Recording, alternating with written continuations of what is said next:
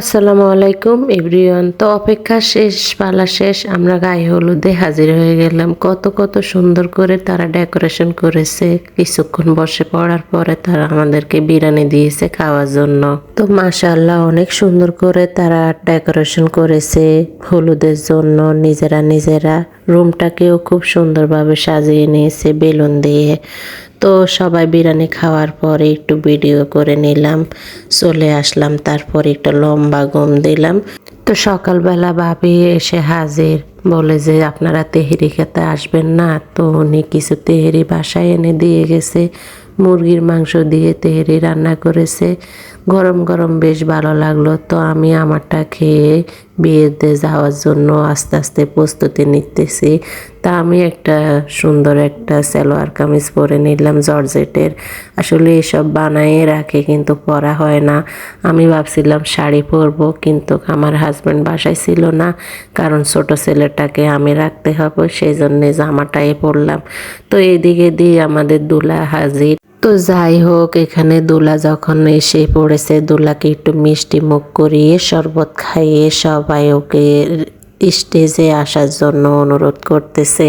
তো সবাই ভিডিও করতেছে। আমার ছেলেটাও মোবাইলটা নিয়ে গেছে, দেখি আমি একটু ভিডিও করব। মেয়েরা ওখানে এলাহ না, এরা চায় না যে মহিলারা কে ওইখানে যাক। সব তো আর ভিডিও করা সম্ভব না। তো এর মাঝে মাঝে একটু একটু ক্লিক নিয়েছে আমার ছেলেটা। সবাই যখন খেতেছে তখন একটু ভিডিও করে নিছে, সবার খাওয়াটা দিয়ে দিছে। এখানে দুলাকে বসানো হয়েছে, দুলা তার প্লেট থেকে তার বন্ধু বান্ধবকে একটু একটু করে দিতেছে। আমি আর এটা দেখিনি, হয়তো সবাই করে।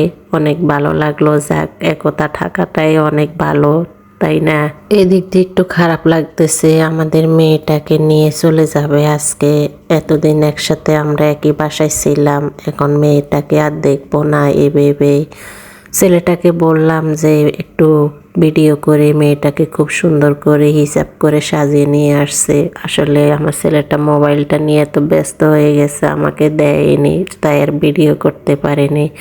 এইদিকে দিয়ে আমার ছোট ছেলে গাড়ির সামনে যায় দাঁড়িয়েছে, বরের গাড়ির সামনে অনেক সুন্দর করে গাড়িটা সাজিয়েছে। তো এখানে আমার ছেলেটা খাইতে আসছে, বড় ছেলেটা, ও নিজেও খাইছে, তার বন্ধু বান্ধবের সাথে একটু ভিডিও করে নিছে।